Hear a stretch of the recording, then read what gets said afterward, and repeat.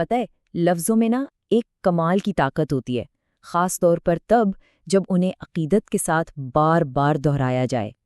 آج ہم ایک ایسی ہی منقبت کے ہر لفظ کو کھول کر دیکھیں گے اور یہ سمجھنے کی کوشش کریں گے کہ کیسے یہ سادے سے جملے مل کر اتنا گہرا اور طاقتور پیغام بناتے ہیں۔ اچھا، تو اس پورے کلام کی جو روح ہے نا، اس کا دل، وہ صرف ایک پکار میں سمایا ہوا ہے، یا علی مدد۔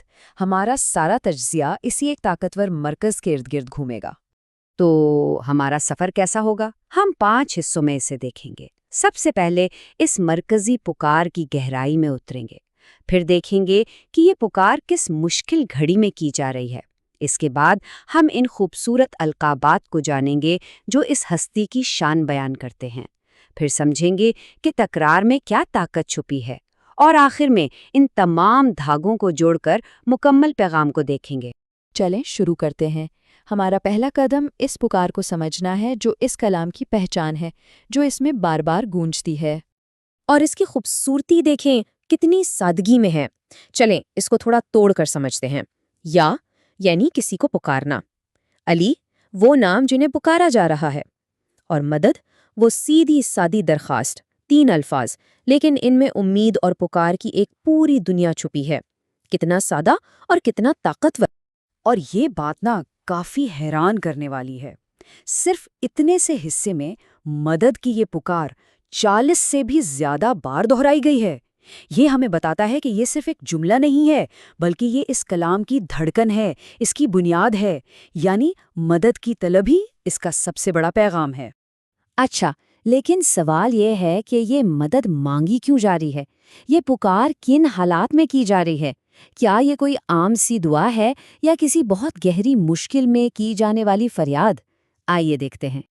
اور اس کا جواب وہ ہمیں سیدھا سیدھا اس ایک لائن میں مل جاتا ہے، مشکلوں میں کرتا ہے مولا میری مدد۔ تو یہ کوئی عام پکار نہیں، یہ خاص طور پر مصیبت اور پریشانی کے لمحوں کے لیے ہے۔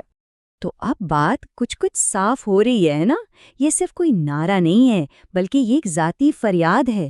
یہ اس کلام کو ایک بہت فوری اور گہرا احساس دیتا ہے، جیسے یہ کسی کے دل سے عین ضرورت کے وقت نکلی ہوئی دعا ہو۔ ٹھیک ہے، تو پکار سمجھ آ گئی، مشکل بھی سمجھ آ گئی، لیکن اب سوال یہ ہے کہ مدد کے لیے اسی خاص ہستی کو ہی کیوں پکارا جا رہا ہے؟ یہ کلام ان کی شخصیت کو ہمارے سامنے کیسے پیش کرتا ہے؟ دیکھیں، اس سوال کا جواب نا ان القاب میں چھپا ہے، ان ناموں میں جو استعمال ہوئے ہیں۔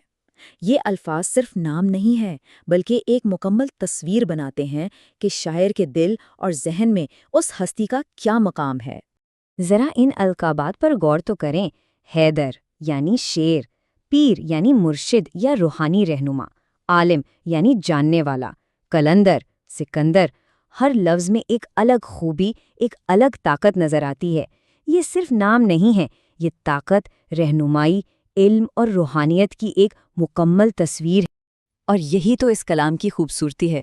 یہ سارے القاب ایسے ہی نہیں ہیں، ان سب کو جب ہم جوڑتے ہیں نا تو ایک ایسی شخصیت کی تصویر بنتی ہے جو ہر طرح سے ہر مشکل میں مدد کرنے کی اہل ہے۔ یہ الفاظ خود ایک دلیل ہیں کہ مدد کے لیے یہی پکار کیوں لگائی جا رہی ہے۔ اچھا، تو یہ تو سمجھ آ گیا کہ کیا کہا جا رہا ہے، لیکن اب سوال یہ ہے کہ کیسے کہا جا رہا ہے۔ اور یہاں ہم آتے ہیں اس کلام کے سب سے طاقتور پہلو پر، تکرار یعنی ریپیٹیشن۔ یہ ایک بہت اہم سوال ہے۔ اب کوئی یہ بھی سوچ سکتا ہے کہ شاید بس الفاظ کم پڑ گئے، اس لیے ایک ہی بات بار بار کہہ رہے ہیں۔ لیکن کیا واقعی ایسا ہے، یا اس بار بار دہرانے کے پیچھے کوئی گہرا مقصد چھپا ہوا ہے؟ نہیں، جواب یہ ہے کہ یہ تکرار، یہ ریپیٹیشن ایک بہت ہی سوچا سمجھا اور پاورفل ٹول ہے۔ یہ مرکزی پیغام کو ذہن میں بٹھا دیتی ہے، توجہ کو ایک جگہ پر رکھتی ہے، اور سب سے اہم بات، بار بار دہرانے سے ایک ایسا روحانی ماحول بنتا ہے جہاں لفظ صرف لفظ نہیں رہتے بلکہ احساس بن جاتے ہیں۔ اور اگر ہم اس کو اعداد و شمار کی نظر سے دیکھیں نا تو بات بالکل صاف ہو جاتی ہے۔ اس کلام کا 75% حصہ، سوچئے 3/4 صرف اسی ایک پکار پر ہے۔ تعریف اور فریاد جیسے دوسرے حصے اس کے سامنے بہت چھوٹے نظر آتے ہیں۔ یہ اس بات کا ثبوت ہے کہ تکرار ہی اس کلام کی اصل طاقت ہے۔ چلے اب آخر میں ان سب باتوں کو جوڑتے ہیں اور دیکھتے ہیں کہ پوری تصویر کیا بنتی ہے۔ تو دیکھیں، یہ پورا پیغام ہم تک 3 سٹیپس میں پہنچتا ہے۔ پہلا قدم، مدد کے لیے ایک سیدھی سی پکار۔ دوسرا قدم، یہ بتایا جاتا ہے کہ یہ پکار مشکل کی گھڑی میں ہے۔ اور پھر تیسرا قدم، اس ہستی کی تعریف جو یہ بتاتی ہے کہ مدد کے لیے یہی پکار کیوں ہے۔ تو خلاصہ کلام یہ ہے کہ یہ منقبت ہمیں ایک بہت سادہ لیکن گہرا پیغام دیتی ہے۔ جب مشکلیں گھیر لیں تو ایک ایسی ہستی کو پکارو جو طاقتور بھی ہو اور قابل تعریف بھی ہو۔ اس کا ہر لفظ، اس کی ساخت اور اس کی تکرار سب مل کر اسی ایک پیغام کو ہمارے دل و دماغ میں نقش کر دیتے ہیں۔ اور یہاں ایک سوال سوچنے کے لیے رہ جاتا ہے۔ اچھا، اس کلام میں تو ہم نے دیکھ لیا کہ تکرار کتنی طاقتور ہے، لیکن ذرا سوچیں اس سے ہٹ کر ہماری عام زندگی میں، نعروں میں، گانوں میں، یہاں تک کہ ایڈز میں یہ بار بار دہرانے کا عمل ہمارے ذہنوں پر کتنا گہرا اثر ڈالتا ہے۔ یہ کافی دلچسپ سوال ہے جس پر غور کیا جا سکتا ہے۔